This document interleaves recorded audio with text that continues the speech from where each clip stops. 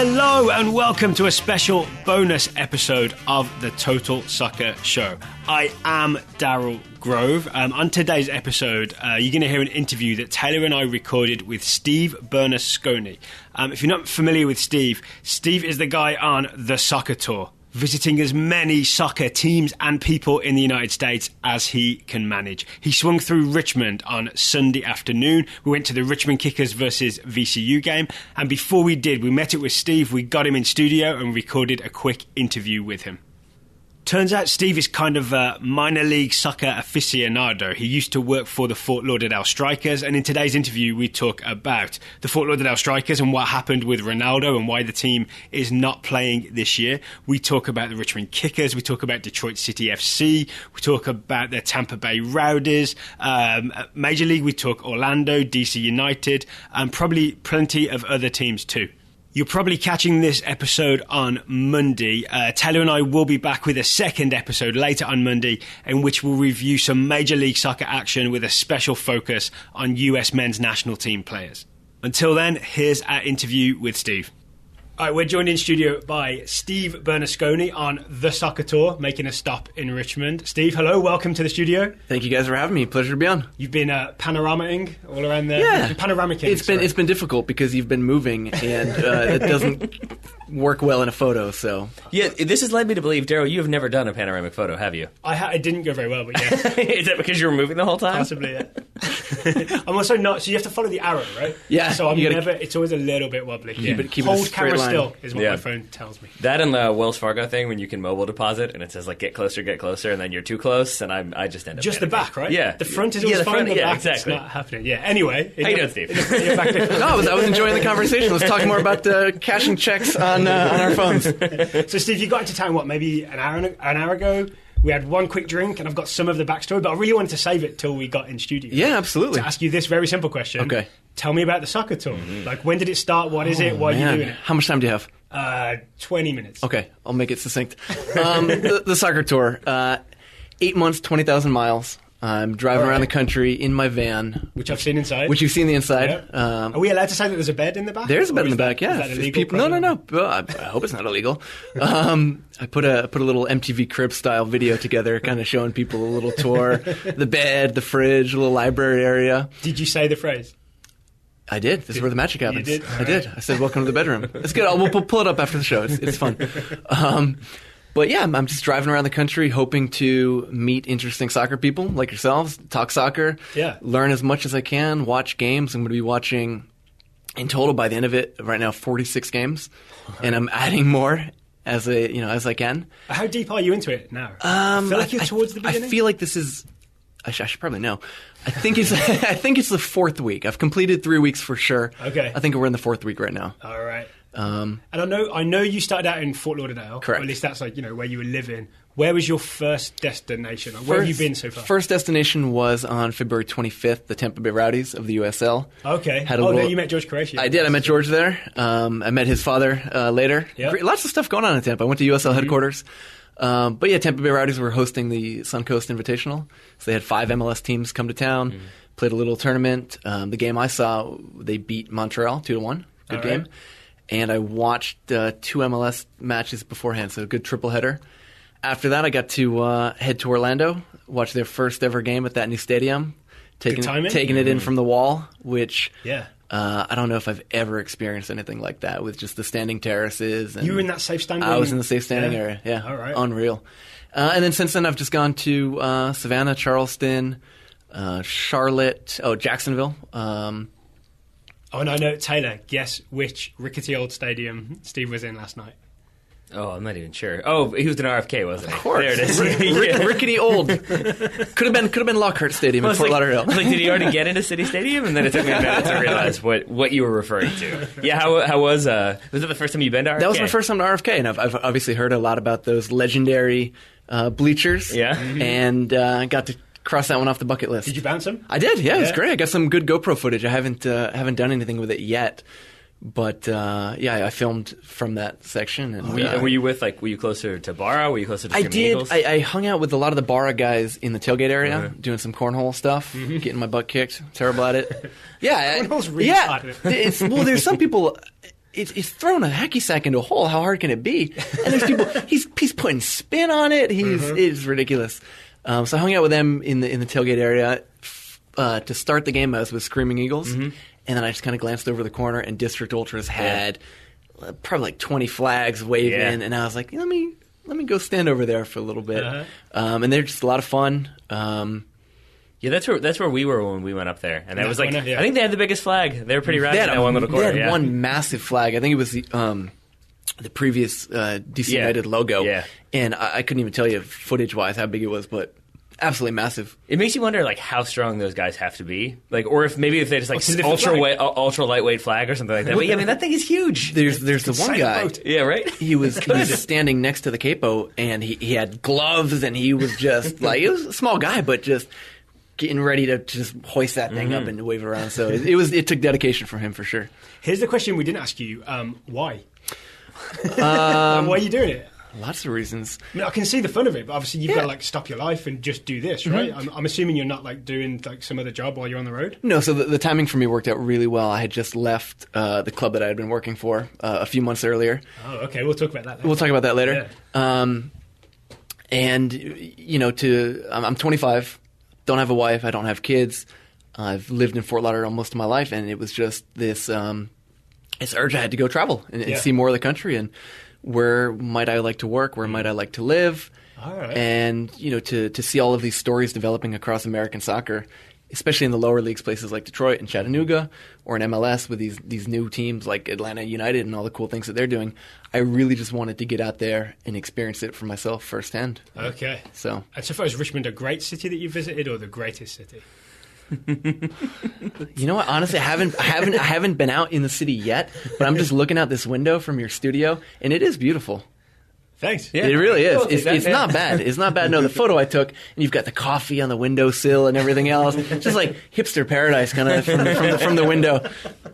That's like half a compliment, right? Yeah, I'll take that. That was a Stephen Colbert question. I know. The greatest president or the greatest of presidents, I think, or maybe of friends. It's one or the other, yeah. Yes, I'm familiar with that one. That's a good one. So let's talk Fort Lauderdale. So sure. As I understand, this is someone asked me on Twitter to ask you this question. Yeah. Sort of, this is where you were working before as a communications director, as I understand it. Fort Lauderdale not playing this season. You're not working for them. Can you tell us the story of how and why that happened? Yeah, so I started with the Fort Lauderdale Strikers when I was 18 or 19, just as an intern. Yeah. Just the lure of working for my hometown team, and being in that college age where I'm trying to figure out, like, okay, what are my skills? What do I want to do? I was an intern there for well over a year, doing video editing stuff at first, and then moving into PR communications, a lot of writing. And I absolutely loved it. Worked for the NASL for a while, came back to the club. Head office? Yeah, the league office was based in Miami, and so I did 1 year down there with the former director of communications, Kartik Krishnaiyer. Real good friend of mine. We know his work. Yeah, great Twitter follow, anyone out there. And then I came back to the club 2013 season to do social media. And then I graduated college about a year later, came on full-time, and that was right around the time as there was going an ownership transition. So the club had been owned by Traffic Sports. This is before the infamous Traffic Sports. So it was before the whole FIFA indictment scandal and everything like that. But just notoriously bad ownership group. They weren't really putting the funds required to operate the team at the level of some of the other teams in the league. And so we were all really enthusiastic when new owners were coming in. It was this trio of Brazilians. One guy, young, energetic, charismatic, visionary, lots of great ideas. Another guy with just the money to make it work. And when they first came on board, they had all these great ambitions and goals, and we want to restore the legacy of the club, make it a household name again. Really, just saying all of the right things that everybody had wanted to hear. And that was in maybe like September 2014. And then in just a few months after that, the club had made the final, the NASL championship.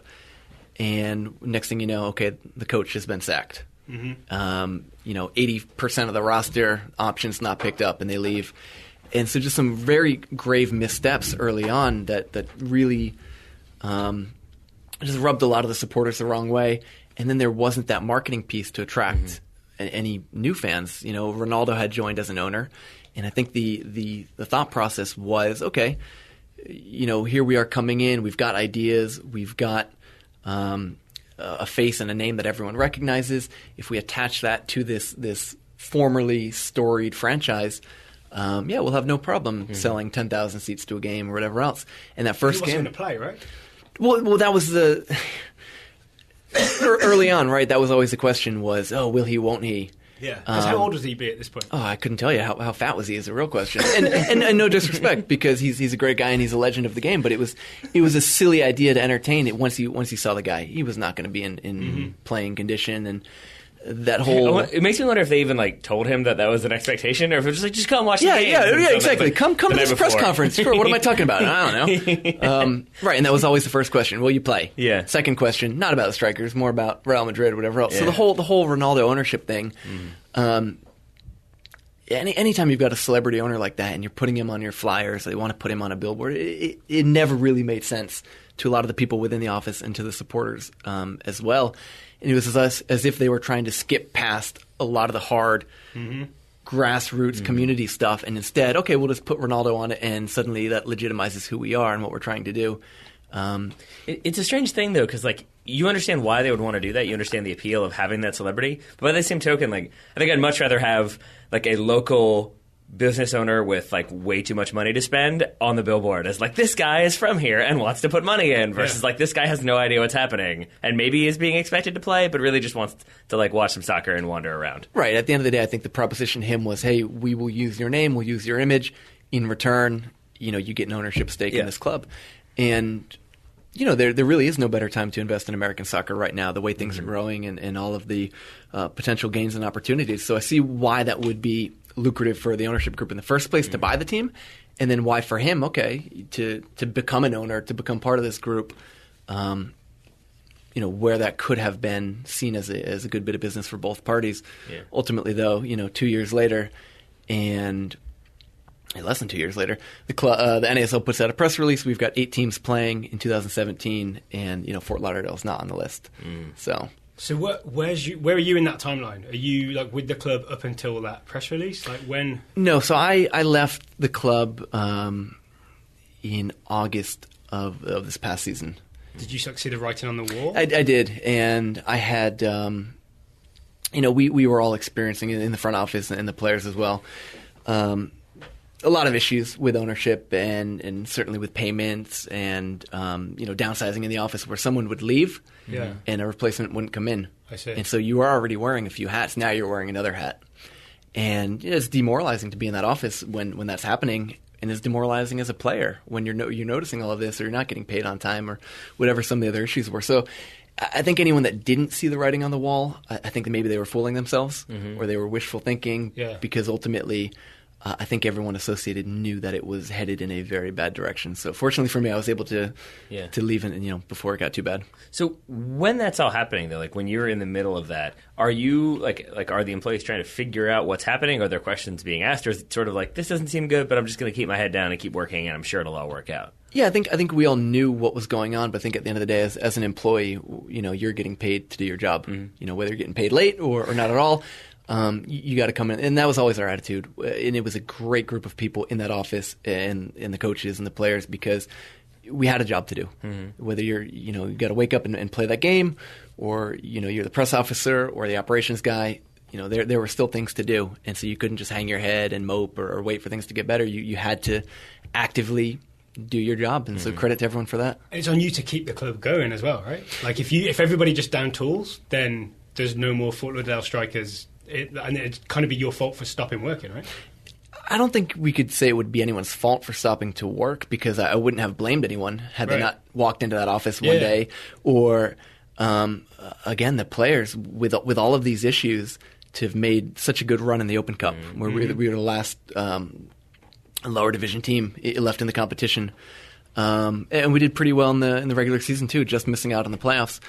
And so I wouldn't fault anyone for not showing up or going on strike or certainly raising questions like we all did. But I don't think there'd be any blame attached to anybody, like, oh, you didn't show up and that press release didn't go out or whatever it might be. I think that's kind of what I'm saying. It's like almost relies on the goodwill of the people who are working there. You keep mean the like club running. like the weight of the history of the club makes you be like, I don't want to be the one who's responsible or feel like I'm responsible and not doing enough to like save this club, and so you even end though up, I'm not getting paid. you're like kind of trapped in that situation. But you're not there anymore. Now you're no, exactly, exactly. So I had a wonderful time at that club. I'm very optimistic for the future. Yeah. Potentially, I don't know what new ownership group might come in, but it's South Florida is my home, and I do believe soccer can work there if it's done the right way. And unfortunately, dating back to even to the original Strikers, I don't think since then it's ever been done the right way in any iteration, whether it's the Miami Fusion or with the Strikers, or maybe even now with Miami FC. It remains to be seen. But if it's done the right way with the right ownership, there are some very passionate people down there, and I would love to. I would love nothing more than to see the Strikers become a successful team again. Can I assume that based on what you've said, that the right way would be not big name, not like trying to be splashy, but to do this sort of grassroots community outreach, like embed yourself in the community and make the club part of that and grow from there, like grow from small things instead of trying to bring one big thing in at the top? So whether it's the Strikers or a team by another name, you need someone locally who's invested into it. You need a local owner who, again, is proud of the team and wants to see his community benefit from it, and vice versa. And I think that's always been key. There's never been a really good, strong ownership group for any team in South Florida, any soccer team in South Florida.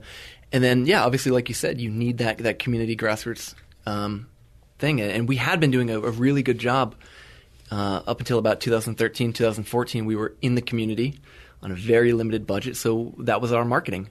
It was all going out to these youth clubs, putting on clinics, and we were starting to get some notoriety in the community. People were starting to get excited about it. And once the ownership came in, that just dropped off completely, and it wasn't a priority to connect with the community so anymore. The new ownership was less interested in that grassroots stuff. I think they felt that, again, by having Ronaldo attached to it or having a winning product was very heavily emphasized, that might be enough to get people out.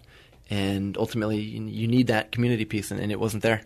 So, burning question for me becomes, so a couple of things you've said. Sure. South Florida, big name former player, non-local owners. They're not, like, getting into a market that they don't necessarily understand and haven't emphasized grassroots. It feels like everything you're saying is about Miami. I feel like that sounds very similar to what's happening there. It's not, but it could be. And the Miami MLS thing, it's an interesting one because we just had, 12 teams applying to become one of these 4 in the next wave of MLS expansion.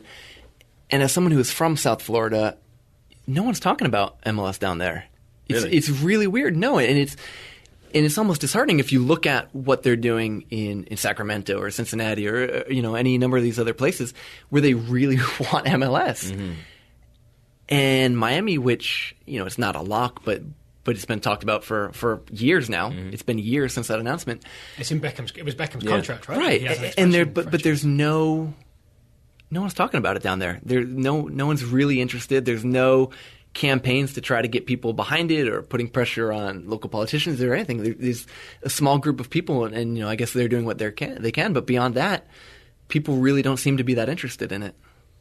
Man, all right. So that's. I imagine that makes it tough to get the grassroots behind it. If there's people who are maybe okay with watching soccer on TV, maybe going to like a lower league. Like, is Miami FC still happening as far as you know? Yeah, it is, yeah. So you've got the other ones down there. It makes me wonder, like, how do you then like excite that fan base that's heard about this for so long? You being a native South Floridian, do you have ideas? I don't think anyone has the answers, and I think that's been the issue for the entire history of soccer in South Florida. Is in any sports in South Florida, it's a really tricky market, and there's a lot of stuff to do there, aside from your sports teams. I think Miami FC is doing what they can. I don't know if they're doing everything right. I think if MLS and Beckham is going to do it the right way in Miami, I couldn't even tell them what to do. I could tell them a lot of things that they shouldn't do. But again, I just don't know if there's this sweeping demand to bring MLS there, where in these other places, people really want it. In Miami, a lot of us are transplants. Even me as a South Floridian, I wasn't born in South Florida. A lot of people aren't either. So sometimes you come, you already have a a team that you support. Mm-hmm. And it doesn't matter who that MLS team has, star player wise or whatever else. You don't give that allegiance up of your team back in Brazil or Argentina or whatever it might be.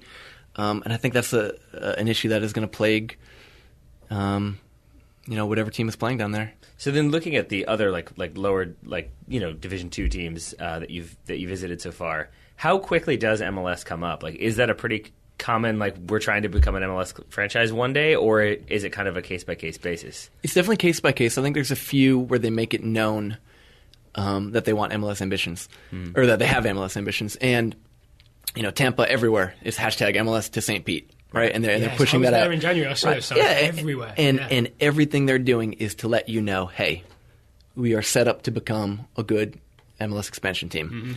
Mm-hmm. North Carolina FC, who I stopped by for one day on my way to DC, and I'm headed back down there after Richmond. Same sort of thing, where they just announced a pretty groundbreaking partnership with two of the biggest youth soccer leagues in the area.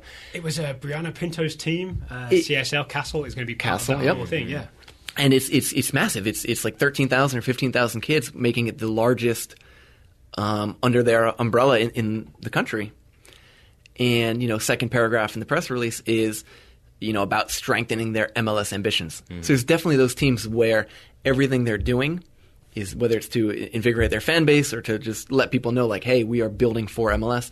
And then there's some other ones that might not have those ambitions, and I think it's even better, in my opinion, to visit a team like Charleston Battery, or maybe even the Richmond Kickers. Mm-hmm. Yeah, both teams, 25 years of history, longer than any MLS team. That's beautiful, in my opinion, and not every team. Those community roots. Yeah, and not every team needs to be a major league team, and not every fan needs to support a major league team. I think it's all about supporting the team you've got in your backyard, regardless of them being Division 1, 2, 3, 4, whatever it might be. That's your community team. You need to embrace it.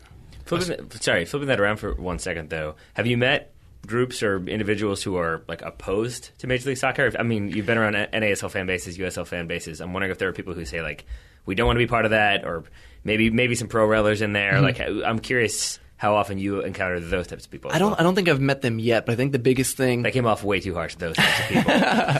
But people who are maybe not excited by Major League Soccer. I know what you mean. Yeah. And I think... I don't know if I've really met too many of them yet. Maybe in Fort Lauderdale there's a few. But any type of expansion or promotion, or whatever you want to call it, it's going to come with a cost. Mm-hmm. And so... 150 million. Yeah, but also the cost of your culture. Right. And so whatever things you're getting away with in the D2, D3 level as a supporter, whether it's some of your chants or your smoke bombs, some of these types of things, whatever you can do, MLS that might be a little stricter on. Mm-hmm. So I know there's some folks in Detroit, supporters of Detroit City, that oppose MLS because it's MLS would be good, but it's not MLS at all costs. Mm-hmm. We don't want to give up a certain part of who we are in order to watch star players, maybe fit more people into the stadium. Mm-hmm. And I think that's refreshing. I really like that idea of, we've got something really good going on now. We're going to support it regardless of what level it's at. If down the line MLS happens, it happens on our terms, we're okay with that. If it happens, or if it might happen and it's not the way we want it to do, and they don't want to support it, I'm fully behind that as well. Because I remember reading a story about Detroit City FC, right? That's Correct. What we're talking about. Didn't they do like a local fundraising thing? And then like they had some of the supporters went and helped like rebuild parts of the stadium, and that slight upgrade they did to the stadium. Like if you join MLS, all that's gone, right? It's more like some big shiny stadium that is built with different money. Well, someone who's worked in lower division soccer and supports lower division soccer, it's a really different vibe you get. And so soccer in general, it's smaller, and as a supporter, you probably do get to know the staff and the players, and in lower division even more so, where after the game you're going to a bar with these guys, and the barriers that are there maybe at the higher levels, they aren't there in the lower divisions. Mm-hmm. You might drive this guy to the airport, he might come to your house and hang out with you, and all that stuff happened in the team I worked for. The supporters were very close to the club and to the players, and I think as you go up higher levels, that access is removed. Mm-hmm. And like you said with Detroit City, they campaigned, they did some crowdsource fundraising, $750,000 from their supporters to fix up this old historic stadium, and they've got a really good thing going. I don't think they'd have it any other way. And to me, that's beautiful to see, and I can't wait to go visit them. All right. So speaking of, we've got the Kickers game to get to fairly soon. I want to just go out with one last question. Sure. All right, on the soccer tour so far, what's the biggest surprise on your journey so far? Biggest surprise? How comfortable a bed in the back of a van can be? It's not, you know what? Honestly, it's not bad. Yeah. No, it's not. The biggest part of the tour is about the people. Okay. And so I'm going around and I'm meeting interesting people and I'm finding out their stories. But the other component is I'm relying on people. Mm-hmm. And, the goodwill, the generosity, whatever people are doing. So this project is self-funded, but the other part of it is through Patreon, where patrons of the project contributing just a few dollars a month to make it happen. People that aren't contributing money are offering to host me. So when I'm in town, they're reaching out, hey, Steve, stay with me, or let me buy you a beer at the game. Come on my podcast, whatever it might be. Where we offered you the fold out. Yeah, I've got that. Yeah, exactly. You wisely said, I'm driving to North Carolina. I will gladly sleep on that if I'm staying. Again, I'm not picky, but it's been really humbling and amazing to see the support of the soccer community for something like this, where I don't have $1 million, I don't have all the skills or the resources. I'm just a regular guy who's just really passionate about American soccer, and I want to just meet all these people. And I think that resonates with the community and people wanting to live vicariously through it or just follow my travels. Maybe they're interested in soccer. Maybe they're interested in my discomforts as I'm sleeping in a van or relying entirely on strangers. So, yeah, I'm having a blast so far. I love it. So let's close with a good old-fashioned plug. If people want to see more about the soccer tour, where's the best place to see that? You can go to thesoccertour.com, or if you want much more active, engaging, on a daily basis, panoramic photos of Daryl moving around. Definitely follow me on Twitter. That's where you get the most content. It's just at the Soccer Tour. But you can also find me Snapchat, Instagram, Facebook, YouTube. Everything is just at the Soccer Tour. All right, Steve, thanks for coming to the studio. Thank you guys for having me. Appreciate it.